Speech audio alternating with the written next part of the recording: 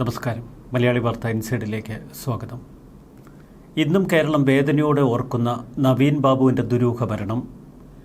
ഇപ്പോഴും പല പോലീസ് അന്വേഷണങ്ങളുടെ വാർത്തകൾ വരുമ്പോഴും അതിന് താഴെ കമൻറ്റ് ബോക്സിൽ ആളുകൾ കുറിക്കാറുണ്ട്, നവീൻ ബാബുവിൻ്റെ ദുരൂഹ മരണത്തിൽ പോലീസ് എന്തുകൊണ്ട് പ്രത്യേക താല്പര്യമെടുത്ത് അന്വേഷണം നടത്തിയില്ല? നവീൻ ബാബുവിൻ്റെ ദുരൂഹ മരണത്തിന് പിന്നിൽ ആരൊക്കെയാണ് കളിച്ചത്? അതൊരു കൊലപാതകമായിരുന്നുവെന്ന് ഇപ്പോഴും കേരളത്തിലെ ജനങ്ങൾ വിശ്വസിക്കുന്നു. കേസ് CBI അന്വേഷിക്കണമെന്നാവശ്യപ്പെട്ട് നവീൻ ബാബുവിൻ്റെ ഭാര്യ ഹൈക്കോടതിയെ സമീപിച്ചുവെങ്കിലും നിരാശയായിരുന്നു ഫലം.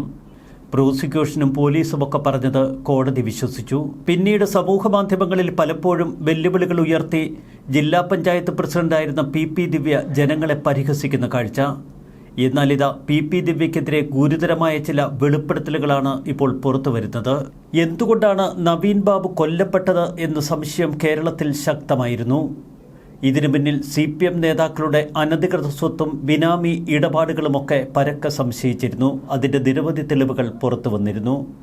എന്നാൽ PP ദിവ്യയുടെ ബിനാമി ഇടപാടുകളെക്കുറിച്ചുള്ള കൃത്യമായ തെളിവുകളും വസ്തുതകളുമാണ് ഇപ്പോൾ കേരളത്തിന് മുന്നിൽ.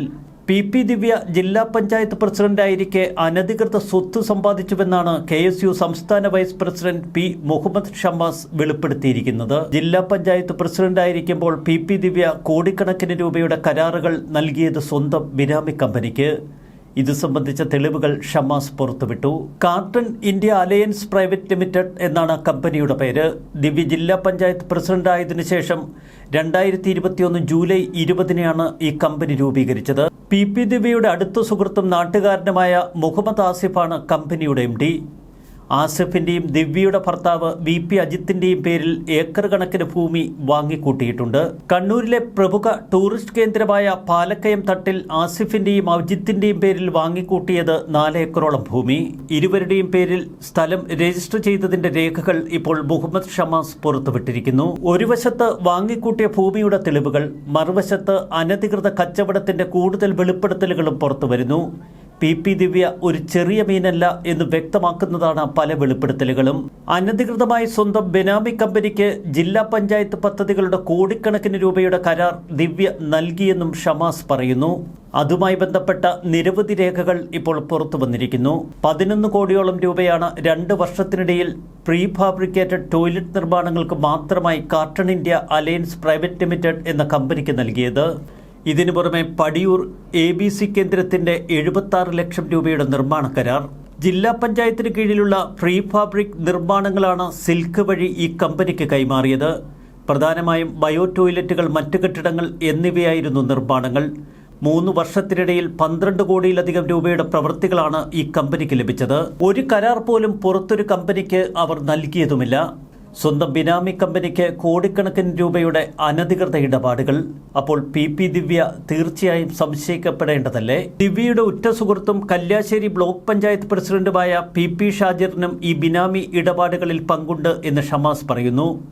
ബ്ലോക്ക് പഞ്ചായത്തിന്റെ നിർമ്മാണ പ്രവൃത്തികളുടെ കരാറുകളും ഈ കമ്പനിക്ക് ലഭിച്ചിട്ടുണ്ട്.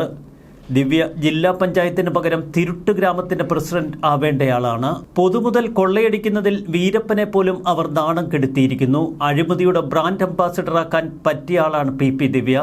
ദിവ്യയുടെ അഴിമതികളുടെയും ബിനാമി കൂട്ടുകെട്ടുകളുടെയും അനധികൃത സ്വത്ത് സമ്പാദനത്തിന്റെയും കൂടുതൽ വിവരങ്ങൾ വരും ദിവസങ്ങളിൽ പുറത്തുവരുമെന്നാണ് ഷമ്മാസ് പറയുന്നത്.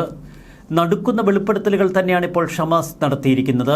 പോലീസ് സഹായത്തോടെ അന്വേഷണത്തിൽ നിന്ന് തടി തപ്പിയാലും എത്ര രക്ഷപ്പെട്ടാലും വിധി അത് നിങ്ങളെ തേടി വരും. ആ ഓർമ്മപ്പെടുത്തലാണ് ഇപ്പോൾ PP ദിവ്യയ്ക്ക് നേരെ കടന്നു വരുന്നത്. അനധികൃത ഇടപാടുകളുടെ ഈ വിവരങ്ങൾ പുറത്തു വരുമ്പോൾ ആളുകൾ മൂക്കത്ത് വിരൽ വയ്ക്കുന്നു. ഇത്തരം ഇടപാടുകളെക്കുറിച്ചും അനധികൃത ഭൂമി കച്ചവടത്തെക്കുറിച്ചും ബിനാമി ഇടപാടുകളെക്കുറിച്ചുമൊക്കെ നവീൻ ബാബുവിന് ഒരുപക്ഷെ വ്യക്തമായ ധാരണ ഉണ്ടായിരിക്കാം. അതായിരിക്കാം അദ്ദേഹത്തിൻ്റെ ജീവൻ നഷ്ടപ്പെടാനുള്ള കാരണം. നിരവധി CPM നേതാക്കളുടെ ബിനാമി ഇടപാട് കഥകൾ നമ്മൾ നേരത്തെ ചർച്ച ചെയ്തതാണല്ലോ. അവിടെയൊക്കെ നവീൻ ബാബുവിൻ്റെ അവർ ഭയപ്പെട്ടിരുന്നു എന്ന് വ്യക്തമായതാണ്. നവീൻ ബാബുവിനെതിരെ കള്ളപ്പരാതി ഉയർത്തിക്കാട്ടിയ പ്രശാന്തനെ പോലും പിന്നീട് ചോദ്യം ചെയ്യാൻ വിജിലൻസോ പോലീസോ ഒന്നും മെനക്കെട്ടിട്ട് പോലുമില്ല. PP ദിവ്യയെ രക്ഷിച്ചെടുക്കുക മാത്രമായിരുന്നു ഭരണകൂടത്തിൻ്റെ ലക്ഷ്യം. അത് വിജയം കണ്ടു എന്ന് പൂർണ്ണമായി ആഹ്ലാദിക്കാൻ വരട്ടെ. നവീൻ ബാബുവിൻ്റെ ഭാര്യ മഞ്ജുഷ ഇപ്പോഴും നിയമവഴികളിലൂടെ സഞ്ചരിച്ചു കൊണ്ടിരിക്കുന്നു. അതിനിടയിൽ ഇത്തരം നിർണായകമായ പല തെളിവുകളും നമുക്ക് മുന്നിലേക്ക് ഒഴുകിയെത്തും. ന്യൂസ് ഡെസ്ക് മലയാളി വാർത്ത ഇൻസൈഡ്.